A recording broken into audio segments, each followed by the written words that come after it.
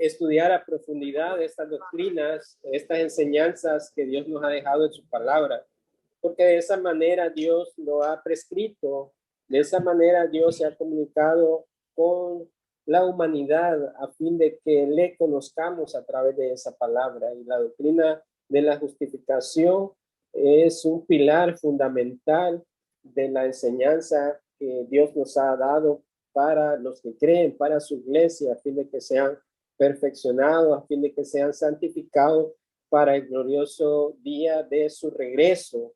El famoso reformador Martín Lutero decía acerca de la doctrina de la justificación que esta doctrina es el amo y príncipe, el señor gobernante y juez sobre toda clase de doctrina, preserva y gobierna toda la doctrina de la iglesia y eleva nuestras conciencias ante Dios. Sin esta doctrina el mundo es completa oscuridad y muerte. Ningún error es tan malvado, tan torpe, tan trillado como para no ser sumamente placentero a la razón humana y para seducirnos si es que no tenemos el conocimiento y la comprensión de esta doctrina. La doctrina de la justificación se ocupa de aquello que quizás sea el más profundo de los problemas existenciales que el ser humano puede enfrentar. ¿Cómo puede un pecador, una persona injusta, tener alguna posibilidad de resistir el juicio de un Dios justo y santo, como lo expresa el salmista? Si tú, Señor, tomaras en cuenta los pecados, ¿quién, Señor, sería declarado inocente? Salmo 133. La pregunta es claramente retórica. Ninguno podría ser declarado inocente porque ninguno de nosotros es justo. Para que una persona que no es justa se pueda presentar delante de Dios, esa persona primero debe ser justificada. De eso se trata la doctrina de la justificación, como hemos estado aprendiendo durante esta semana. Y ahí, como decía el comentario, es tan importante porque sin esta doctrina no tenía razón nuestra fe, no tendría ningún fundamento el cristianismo, porque no existiría ningún medio por el cual todos nosotros como seres humanos, desde Adán y Eva, no tendríamos un medio, una forma de justificarnos delante de Dios. ¿Cómo podríamos pararnos delante de un Dios santo si hemos sido juzgados, sentenciados y hallados culpables?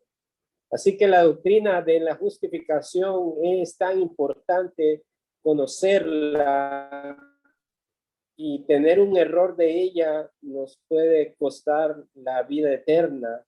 Por esa razón es que la justificación significa de que el justo ocupó el lugar de los injustos. Cuando hablamos del justo, obviamente nos referimos a la persona de Cristo, quien fue el único ser justo, el único hombre, el único Dios hecho hombre, que cumplió a cabalidad la ley perfecta de Dios, que estuvo expuesto a todas estas situaciones como ser humano, pero sin pecado, dice la Escritura. Y de esa manera él cumplió de manera perfecta la ley, porque Cristo dijo, no he venido a abolir la ley, sino que he venido a cumplirla. Por esa razón es importante el advenimiento de Cristo, la encarnación del Verbo, la encarnación de como Hijo de Dios para venir a esta tierra y tomar nuestro lugar. O sea, eso refiere a la doctrina de la justificación, que este ser perfecto, santo, tomó nuestro lugar porque nosotros no podíamos de ninguna manera encontrar esa justificación delante de este Dios santo, con lo cual Dios es el juez, el que ha decretado la sentencia, la justicia, pero también es el justificador de todos aquellos que creen en él.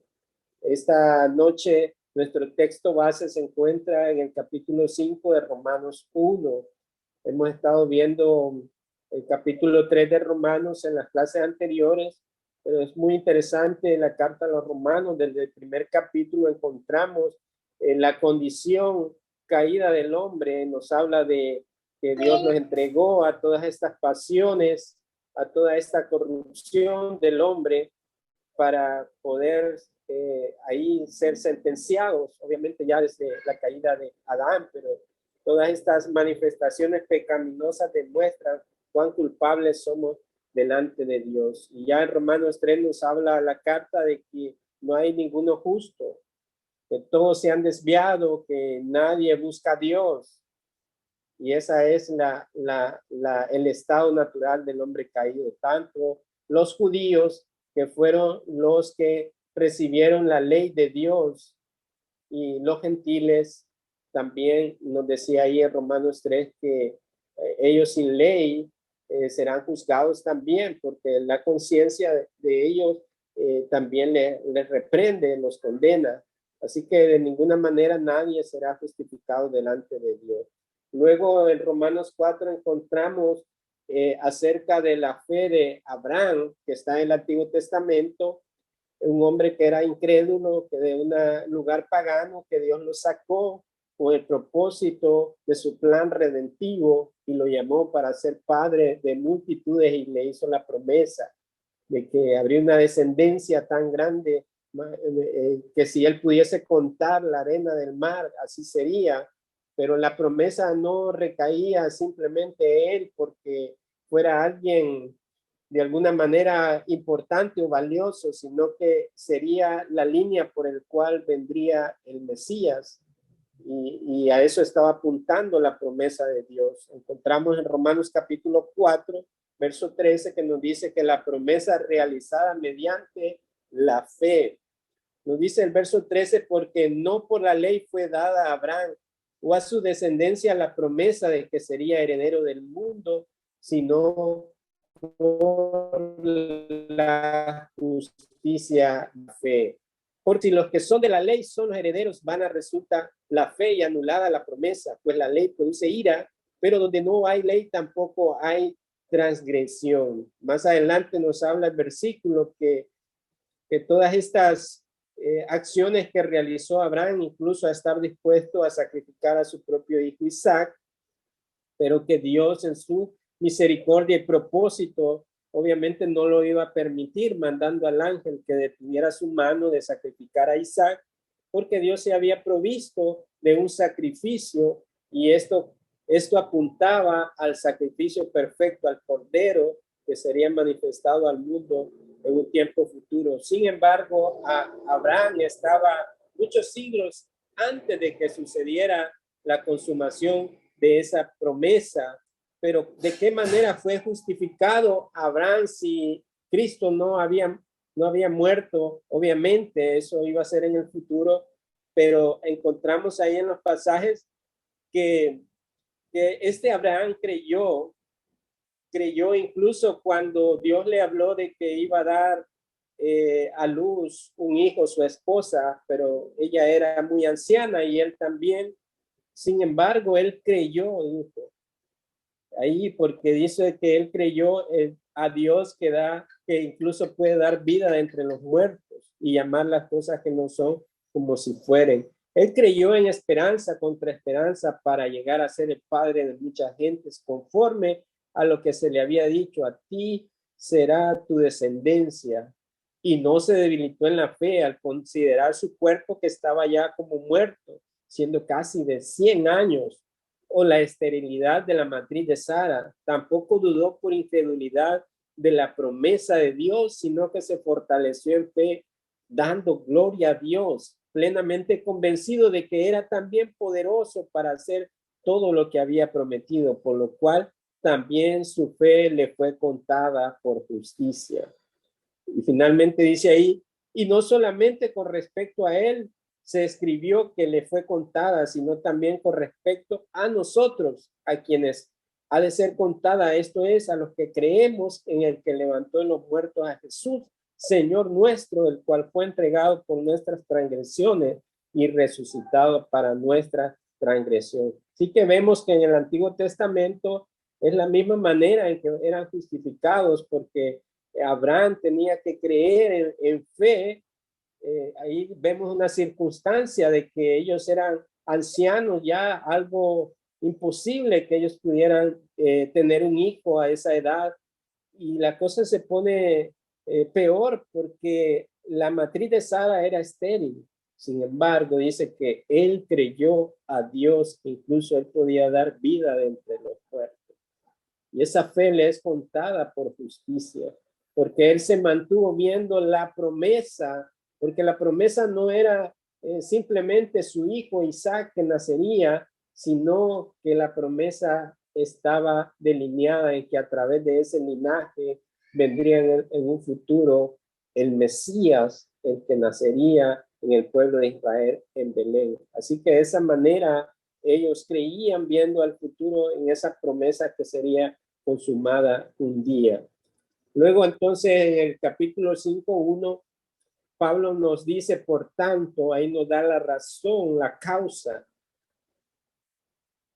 habiendo sido justificados por la fe,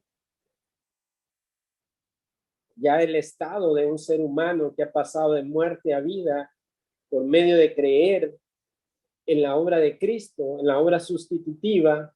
Ahora, siendo justificados por medio de esa fe, tenemos paz para con Dios por medio de nuestro Señor Jesucristo. Estos son los beneficios que obtiene la persona que ha sido perdonada, que ya ha sido quitada la culpa por haber creído en Cristo por medio de la fe en esa obra salvífica. El estado es un cambio total. Ha sido justificado, ha sido declarado justo. Y esta es una realidad incambiable. No es algo que dure un mes, no es algo que dure un año. Es una realidad perpetua que ha sido declarada de una vez y para siempre, justificado delante de Dios Santo. Y los beneficios que se tiene al ser declarados justos delante de este Dios Santo es que tenemos paz para con Dios. Pero esa palabra paz comúnmente la encontramos en los diccionarios como la ausencia de guerra, pero usarla en esos términos sería algo momentáneo porque las naciones o incluso de manera personal podemos adquirir paz en algunos momentos, pero más adelante encontraremos otra vez contiendas, guerras, pero a referirse a esa paz que obtenemos para con Dios por medio de nuestro Señor Jesucristo, no es esa ausencia de guerra, no es un estado temporal de paz, sino que es un estado perpetuo, porque el hombre estaba en enemistad constante, había una guerra constante contra su creador, y Dios también estaba en guerra contra los pecadores, así lo dice en el Salmo 7, que Dios todos los días está enojado contra los impíos, dice, pero Él ha establecido esa paz por medio de su Hijo y nos ha transferido, nos ha acreditado esa justicia lograda por su Hijo. De esa manera obtenemos esa paz no temporal, sino es una realidad ya hecha, es algo perpetua, es una paz eterna. Claro, siempre enfrentará el creyente conflictos porque estamos en este mundo caído y todavía batallamos, pero nuestro estado es de que hemos obtenido nuevamente esa relación entre Dios y nosotros en esa paz hecha por medio de nuestro Señor Jesucristo. Así que esa doctrina de la justificación, las cosas que nos trae a los creyentes, es motivo de rendirnos y darle gratitud y alabanza a Dios por los siglos de los siglos. Es la justicia de Dios imputada a los creyentes. Y es esta justicia eterna de la que habla el apóstol Pedro cuando comienza en la segunda carta o epístola diciendo, Simón Pedro, siervo y apóstol de Jesucristo, a los que habéis alcanzado por la justicia de nuestro Dios y Salvador Jesucristo. Una fe igualmente preciosa que la nuestra. En ese estado que hemos pasado de muerte a vida por haber creído en Cristo, pero este creer no solamente es algo intelectual, no, la fe no es el fin en sí mismo, sino que es el instrumento pero quien nos salva es Cristo mismo y su obra vicaria en la cruz del Calvario. Recordamos que el castigo de nuestra paz, las consecuencias de nuestro pecado demandaban la sangre, demandaban la muerte. ¿Y quién más podría ocupar ese lugar sino el ser perfecto, el Dios santo que se encarnó para ocupar nuestro lugar y de esa manera darnos esa justicia por medio de su obra? Y nos ha conferido una fe igualmente preciosa, de la cual todos los creyentes debemos valorarla, debemos amarla, debemos invertir nuestra energía, nuestro tiempo, porque es el instrumento que Dios está utilizando para preservarnos y para llevarnos a ese estado de gloria perpetua cuando Él venga en su reino, en su segunda venida. Esta justicia es contada o imputada a todos los que creen, de modo que son tratados por Dios como si realmente fuera de ellos. Hemos dicho que no creemos en el universalismo, en estas corrientes de pensamiento, incluso que están dentro de las iglesias, que creen que al final de los tiempos Dios va a perdonar a todos los seres humanos, desde Adán y Eva, y todo va a ser perdonado y nadie va a ir al infierno y nadie va a pagar estas consecuencias. No creemos eso porque la Biblia es clara en cuanto a estas cosas. Y esta justicia de Cristo es contada y es imputada o acreditada a todos aquellos los que creen. Para los demás, la Biblia dice que es sentencia de muerte, que es condenación, por cuanto amaron más las tinieblas que la luz. Jesucristo mismo lo dijo: y no queréis venir a mí para que sus obras sean reprendidas. Las personas aman más las tinieblas que la luz. Para estas personas no les es contado por justicia, sino que en aquel día será llevado a cabo el juicio determinado por Dios. Aquellos que le rechazaron, aquellos que prefirieron vivir en sus pecados y en vidas desordenadas, desagradando a Dios. Así que esta justicia es contada o es acreditada a todos los que creen, de modo que son tratados por Dios como si realmente fuera de ellos. Esta justicia no llega a ser nuestra gradualmente o en fragmentos o por gotas, sino que nos es transferida toda de inmediato.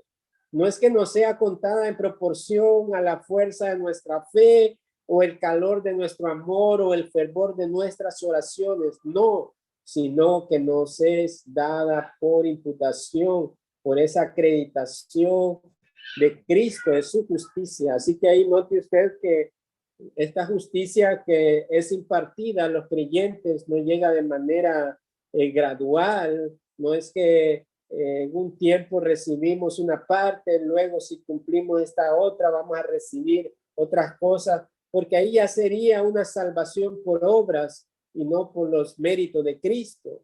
Así que dado de Cristo, que Cristo cumplió a cabalidad su obra hasta llegar a esa cruel cruz y pagar por nuestros pecados y resucitar para obtener nuestra victoria en esa muerte, sepultura y resurrección. Esta justicia ganada por Cristo en su totalidad al expirar diciendo que consumado es. Ya no hay otra obra humana, no hay otra obra por la cual el hombre pueda ser justificado o perdonado, porque ya todo ha sido consumado con su muerte. Su sangre derramada, cada gota de su sangre pagó por los pecados de todos aquellos que habían de creer en él. Por aquellos con los cuales él murió y derramó su sangre, serán verdaderamente salvados. Así que es una justicia que se nos ha dado por completo, se nos ha transferido de forma inmediata en ese nuevo nacimiento. en ese arrepentimiento y fe para creer en su obra. Todos aquellos que han experimentado el nuevo nacimiento es una transferencia que se les ha acreditado de manera inmediata. Y eso debería producir gratitud, alegría, gozo. Debe de cambiar la forma de vivir en este mundo cuando nos damos cuenta toda esta gloriosa verdad que se nos ha sido acreditada a todos aquellos que han nacido de nuevo. Pero una vez más, aquellos que están separados del amor de Dios, del perdón de Dios, debe de preocuparse, debe de hacerle meditar, porque no recibir esta obra gratuita, esta obra maravillosa de salvación, producirá una terrible mayor condenación, por cuanto rechazan el único medio por el cual el hombre puede ser salvo. Esta justificación no es que no sea contada en proporción a la fuerza de nuestra fe, porque no es por obras, no es nuestro orgullo, no es nuestras acciones las que cuentan para ser declarados justos. Muchas personas hablan de tener una fe fuerte, una fe que mueve montañas, una fe aquí o allá. Muchas personas hablan de que oran mucho y piensan que por esa razón Dios los ama más, que son más valiosos para Él, mientras que nosotros no. No es el fervor de nuestras oraciones. Porque si fuera de esa manera, entonces esa obra recayera en las acciones que hacemos nosotros. Existirían distinciones, pero eso no es lo que la Biblia nos enseña. Porque todos aquellos que han sido justificados delante de Dios es por el mérito de Cristo y no por los méritos humanos. Así que si la salvación es por obras, no es por las obras humanas, sino por las obras de Cristo, que vino a cumplir y que las cumplió a cabalidad. En Efesios 1:6 nos dice que somos aceptos en el amado. Colosenses 2:10 nos dice que somos completos en Él, en Cristo, que es la cabeza de todo principado y potestad. Somos aceptos en Él. Somos aceptados delante del Padre por medio del Hijo. Él nos ha adoptado en su familia. Por eso ahora somos amados por Él. Esta justicia que es imputada a los creyentes, esa totalidad de su calidad y cantidad nos es transferida de manera perfecta. Su perfección nos representa ante Dios, por lo tanto su valor inapreciable con todo lo que ese valor puede comprar para nosotros nos pertenece.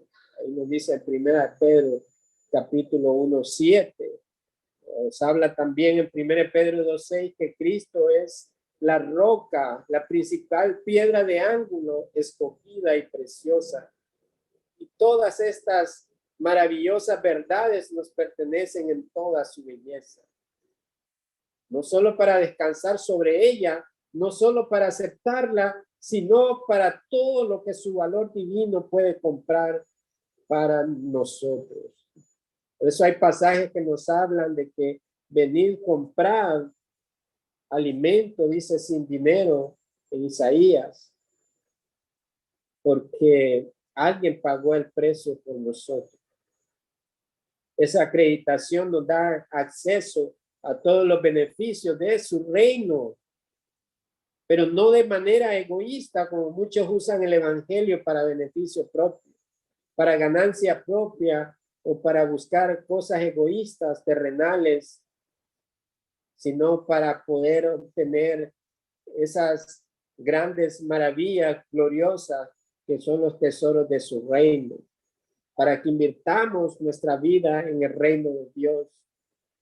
Porque todo lo que tenemos en esta tierra un día pasará. En la carta de Pedro nos dice que todos estos deseos, la vanagloria de la vida, los deseos de los ojos, todas estas cosas pasarán. Pero solo aquellas cosas que invirtamos en su reino permanecerán para siempre.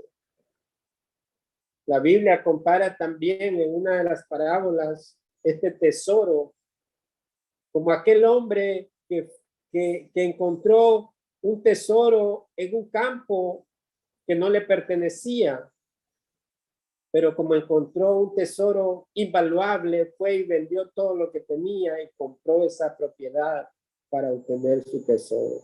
Asimismo es cuando nosotros encontramos el tesoro de la palabra de Dios y las verdades gloriosas que emanan de ella, no debe de importarnos absolutamente nada, ninguna posesión en esta tierra, ningún valor, por muy grande que sea, no importa tanto como estas gloriosas verdades que encontramos en su palabra, que nos producen paz, que nos traen beneficios espirituales y que nos preparan para esa vida eterna.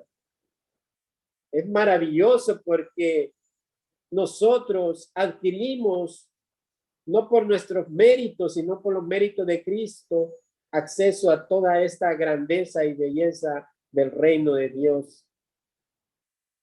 No solo para que descansemos sobre ella, sino no solo para aceptarla, sino para todo lo que su valor divino puede comprar para nosotros. Estas verdades extraordinarias han llevado a soportar prisiones y torturas a muchos creyentes alrededor de la historia. En lugar de quejarse de su situación por estar preso por causa del evangelio, por causa del reino de Dios, encuentran regocijo en padecer por el nombre de Cristo.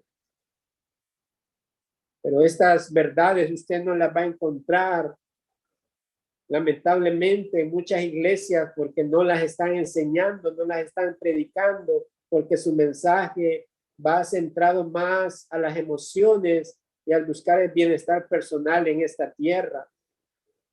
Todo lo bonito que podamos experimentar en esta tierra no es nada comparado con la gloria que está por venir. Porque la mente del cristiano debe de estar puesto en las cosas de arriba, donde está Cristo a la diestra del Padre. Ahí debe de estar nuestra mente y nuestro propósito en esta tierra.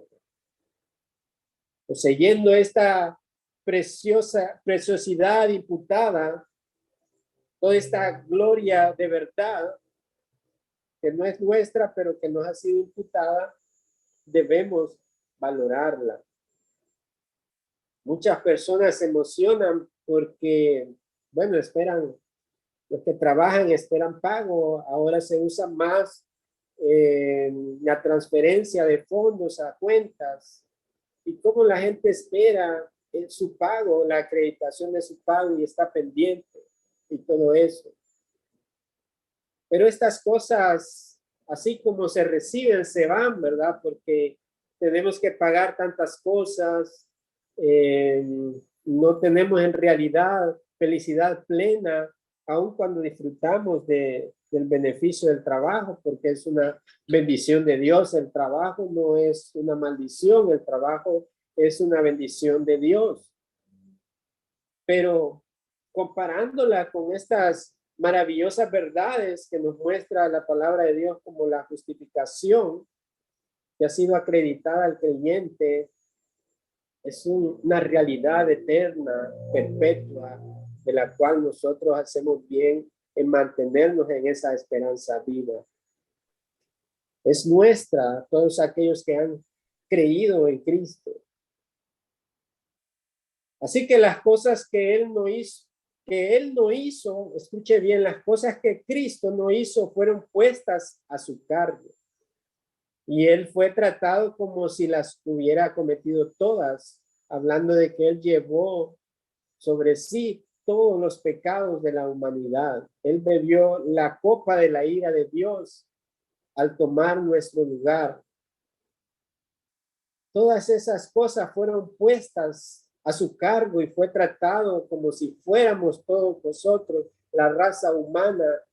De esa manera trató el Padre al Hijo.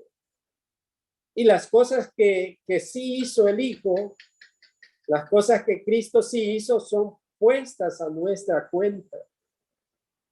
Y somos tratados por Dios como si las hubiéramos hecho todas nosotros mismos. Mire qué maravillosa es la doctrina de la justificación.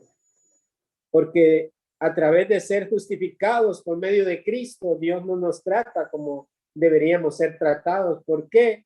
Porque Cristo, su Hijo, tomó nuestro lugar como si fuese tratado, como si fuera tratado como nosotros mismos.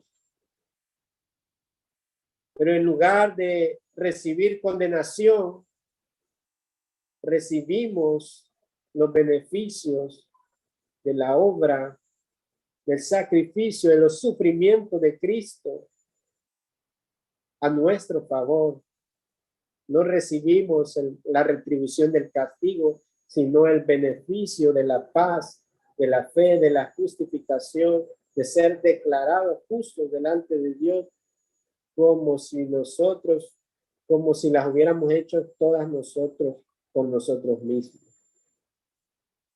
Y este es el significado bíblico, tanto en el Antiguo Testamento como en el Nuevo Testamento, de tomar en cuenta, contar o imputar, y aquí encontramos algunos pasajes del Antiguo Testamento.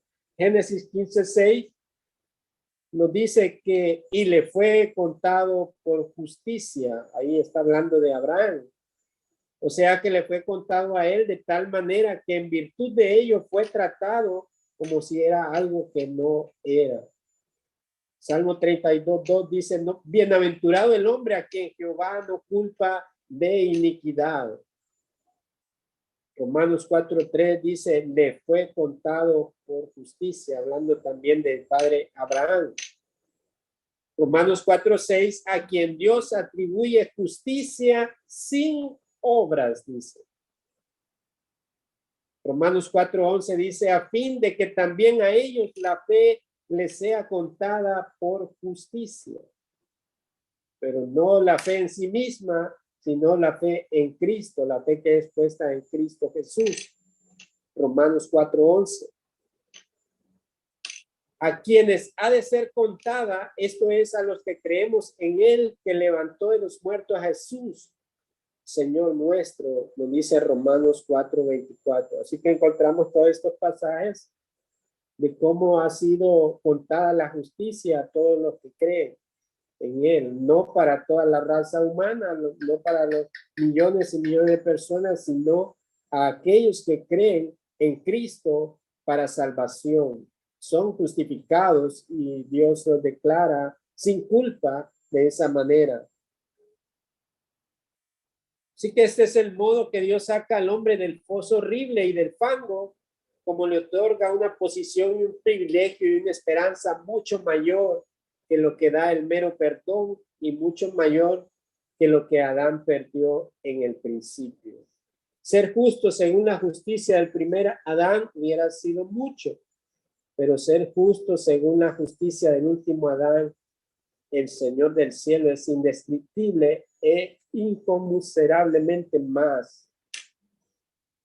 Si Adán en su estado de inocencia era algo maravilloso porque él se comunicaba con Dios, tenía una relación perfecta antes de la caída en su estado de inocencia y disfrutaba de las bendiciones en el huerto del Edén. Pero nos dice ahí que aún en ese estado de Adán, ahora en el estado de estar justificado delante de Dios después de la caída, es mucho mayor.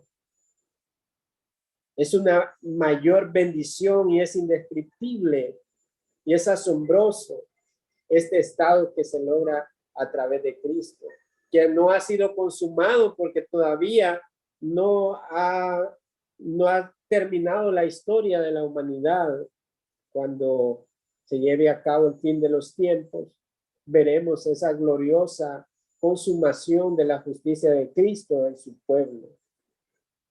Todavía no la vemos, pero la encontramos en la promesa de las Escrituras.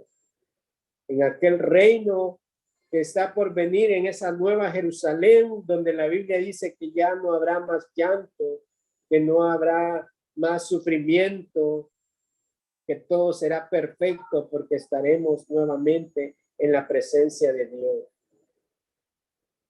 Romanos 8:33 nos dice que Dios es el que justifica. Y eso lo deberíamos de grabar o ponerlo en un cartelón en la casa para que nos recuerde siempre que la obra es de Dios y no de nosotros. Que el único que justifica es Dios, base a sus propios méritos y no a los nuestros. Y que lo hace por medio de acreditarnos esa justicia que le da derecho como juez a justificar libremente al injusto. Si usted recuerda, habíamos visto de que este término de la justificación es un término forense que lo encontramos en los tribunales de justicia, cuando el juez imparte justicia y condena ya sea al culpable o declara inocente al que no cometió las acciones por las cuales se le acusa. Sin embargo, cuando hablamos de la justicia de Dios y ante el tribunal de Dios, nadie puede ser justificado. Todos han sido condenados y no pueden ser liberados de esa culpa, porque no consiste en un mero perdón, sino que es un estado eterno, por lo cual debe de pagar eternamente. Pero lo maravilloso de esta doctrina de la justificación es que el juez que ha sentenciado, él mismo se ha provisto del medio para justificar a los culpables, como el juez justificador que declara libre al injusto, que condenó a su hijo para ocupar nuestro lugar. Muchos ateos hablan en contra de esta doctrina y se aterrorizan al decir cómo Dios pudo haber hecho un acto tan cruel de asesinar a su propio hijo de esa manera en esa cruz.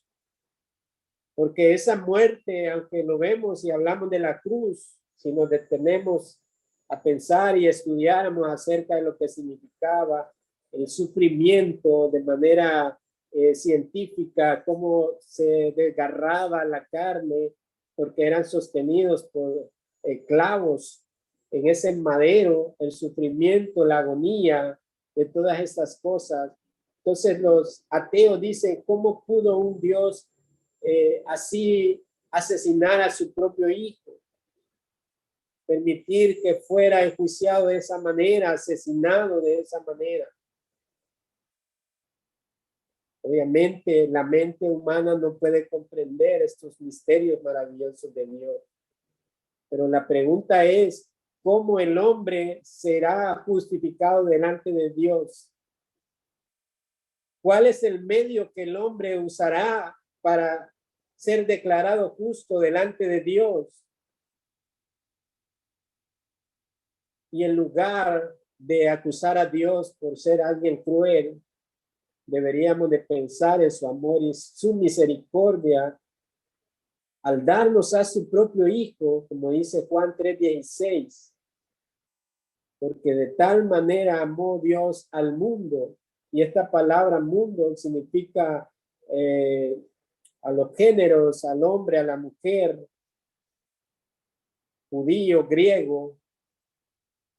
De tal manera amó Dios al mundo que ha dado su hijo unigénito. Él dio a su único hijo. El dolor de haber dado a su hijo, pero el único medio por el cual Dios justificaría a los culpables era entregando la vida de su hijo.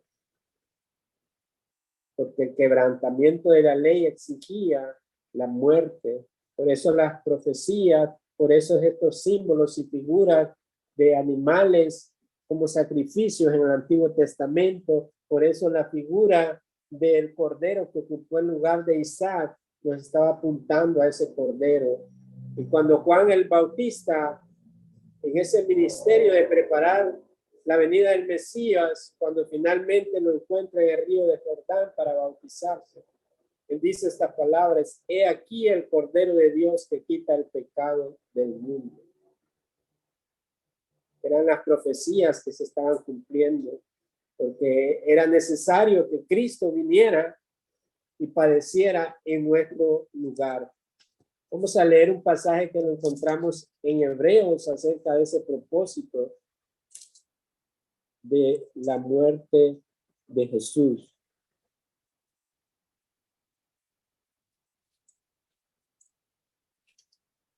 Vamos a ver, aquí está en Hebreos capítulo 12, capítulo 2, verso 14, nos dice: así que por cuanto los hijos participaron de carne y sangre, esto significa como seres humanos, hechos de carne y sangre, él, Cristo, también participó de lo mismo, o sea, se hizo hombre para destruir por medio de la muerte al que tenía el imperio de la muerte. Esto es, al diablo, y librar a todos los que por el temor de la muerte estaban durante toda la vida sujetos a servidumbre. Y que era el plan redentivo de Dios, la muerte del justo por los injustos, para acreditarnos su justicia y hacernos justos delante de él. Esta es la justicia de la cual habló el apóstol cuando razonó que, porque así como por la desobediencia de un hombre los muchos fueron constituidos pecadores, así también por la obediencia de uno, este es Cristo, los muchos serán constituidos justos. Cuando también proclamó su rechazo de cualquier otra justicia, Pablo dice: y ser hallado en él, en Cristo, no teniendo mi propia justicia, que es por la ley, no por ser alguien riguroso a seguir a cabalidad las obras de la ley, porque ya hemos visto que por medio de la ley nadie será justificado, dado que el propósito de la ley era revelar nuestro pecado, era advertirnos sobre la pecaminosidad. Entonces Pablo dice: no teniendo mi propia justicia, que es por la ley, sino la que es por la fe de Cristo, la justicia que es de Dios por la fe. Esta justicia que ha sido impartida por Dios. Por lo tanto, podemos afirmar a través de la Escritura, como una doctrina que se enseña desde el inicio del Antiguo Testamento y Nuevo Testamento, que es tan clara, que es tan abrumadora, de que no hay forma, no hay otro medio en que el hombre pueda ser salvo, que pueda ser santo, que pueda ser justificado, glorificado, si no es por la fe en Cristo solamente, porque la justicia ha sido manifestada a través de la paz de Jesucristo como ese medio. Este es el don de la justicia, de la cual dice: pues si por las transgresiones de uno, este es Adán, de uno solo reinó la muerte, mucho más reinarán en vida por uno solo, Jesucristo, los que reciben la abundancia de gracia y el don de la justicia. Ahí una vez más encontramos los que reciben la abundancia de la gracia y el don de la justicia. Esto es impartido solamente a este grupo de personas, no es para toda la humanidad, sino para los que creen, para los que son de la fe en esta gracia y misericordia como don de Dios. Esta justicia de Dios no era una justicia común, era la justicia de aquel que era Dios al igual que hombre. Por lo tanto, no era solo la justicia de Dios, sino que agradó a esto, era la justicia del hombre. Aquí encontramos también una maravillosa verdad de la Escritura, que era la perfección doble de la criatura y del Creador en un centro resplandeciente.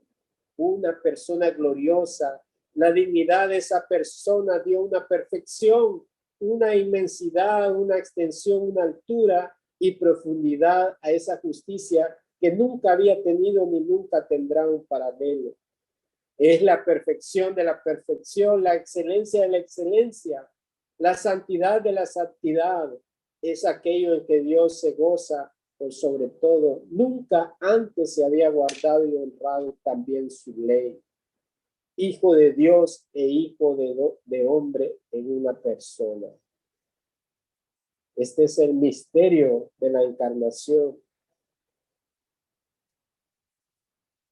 Este es el misterio glorioso de que Dios se hizo hombre y es 100% hombre y es 100% Dios. Porque la Escritura así lo revela y las profecías así lo mostraban, de que nacería en esta ciudad de Belén. Y conocemos la historia de Pilato, como un instrumento de Satanás, quiso acabar con la vida de este pequeño que nació en Belén, ordenando la matanza de todos estos niños que habían nacido en ese tiempo, en esas regiones judías. Pero el plan de redención había sido llevado a cabo y era necesario la encarnación del Hijo de Dios. Por eso es que es 100% hombre y 100% Dios, porque era necesario que Él participara de esta naturaleza de carne y sangre, como vimos en Hebreos 2, para vencer por medio de la muerte aquel que tenía el imperio de la muerte, este es al diablo. Y trasladarnos ahora a un estado de luz, a un estado de vida eterna. Pero vemos ahí que este Dios encarnado, 100% hombre, 100% Dios, es la perfección de la perfección. El acontecimiento más grande no es que el hombre haya llegado a la luna, decía un pensamiento por ahí, sino que Dios mismo pisó la tierra y participó de nuestras debilidades y estuvo expuesto a la tentación, como lo vemos en Mateo 4, cuando Satanás intenta hacerle caer al probarlo, diciendo, si eres el Hijo de Dios, convierte estas piedras en pan. Pero Satanás sabía quién era él. Él lo estaba estimulando a que usara sus atributos de Dios. Así que, por cuanto él participó de esta naturaleza como hombre, pero sin pecado, él se constituye como nuestro sumo sacerdote y se compadece de nuestras debilidades, porque él padeció estas cosas. Así que esta perfección y esta excelencia de la excelencia, la santidad de la santidad, Dios fue manifestado al mundo y fue escondido de los hombres a través de estos ropajes de hombres, porque si Dios se hubiese manifestado tal como es, todo el mundo hubiese muerto ante su santidad. Es aquello en que Dios se goza por sobre todo. Nunca antes se había guardado y honrado tan bien su ley, porque Cristo cumplió la ley de manera perfecta, sin haber quebrantado ni una tilde ni una jota. Por eso es que nosotros podemos vivir la vida del Hijo. Y Dios nos mira de manera perfecta, como si estuviésemos cumpliendo la ley también de manera perfecta con la acreditación de la obra de Cristo. Él es el Hijo de Dios e Hijo de hombre, una persona.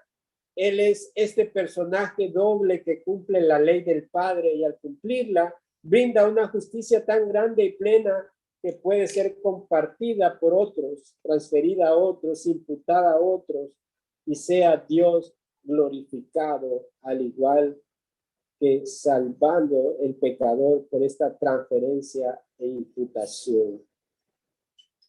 Finalmente encontramos en 1 Timoteo 3:16, donde dice, e indiscutiblemente grande es el misterio de la piedad.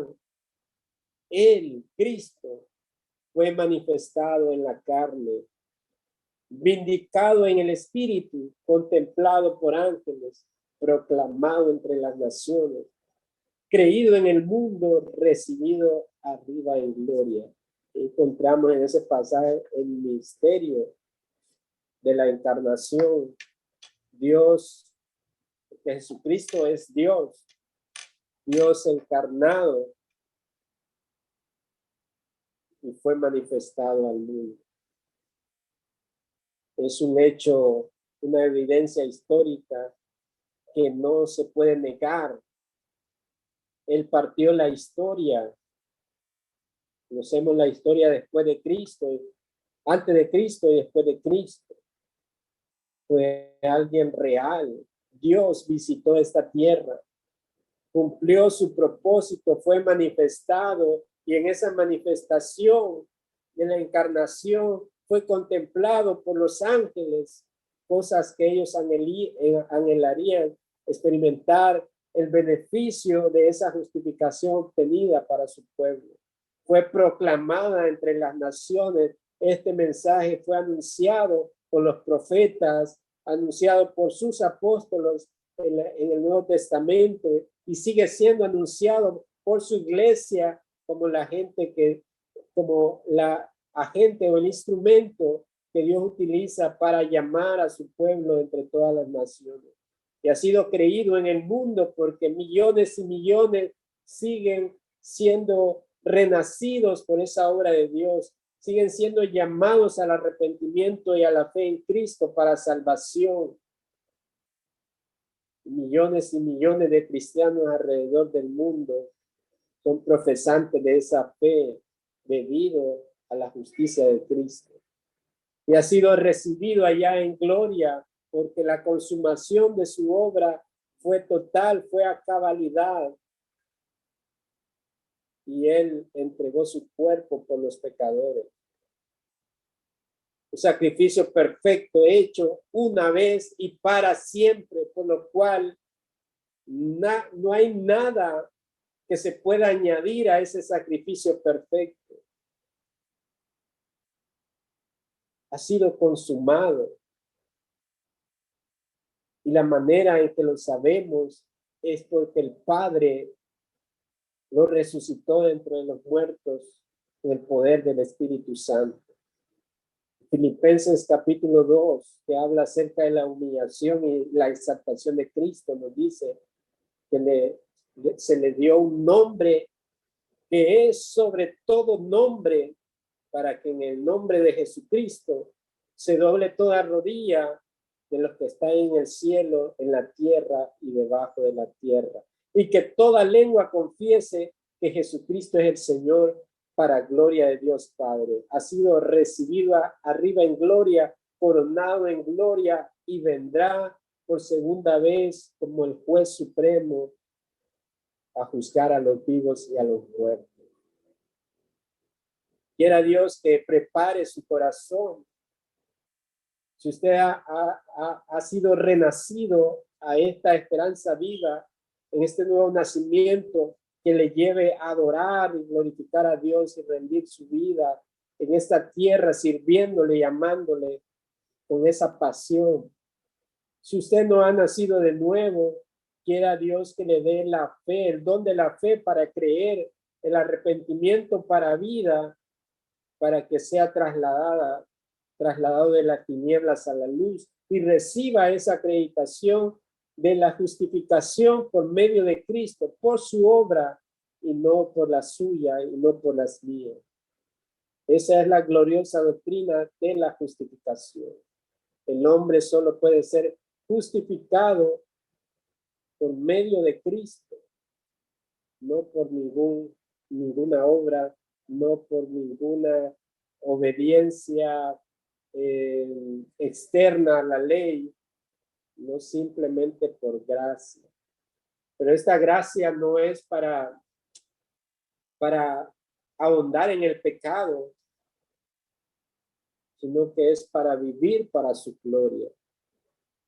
Porque si nosotros decimos que somos salvos, pero vivimos de una manera desordenada o pecando delante de Dios, debemos preguntarnos, ¿salvos de qué entonces? Y la salvación que Cristo ha logrado por los suyos es para vivir una vida de santidad, una vida que le agrada y que le honra. Ese es el verdadero propósito de la salvación de los creyentes, vivir para su gloria. Oremos en esta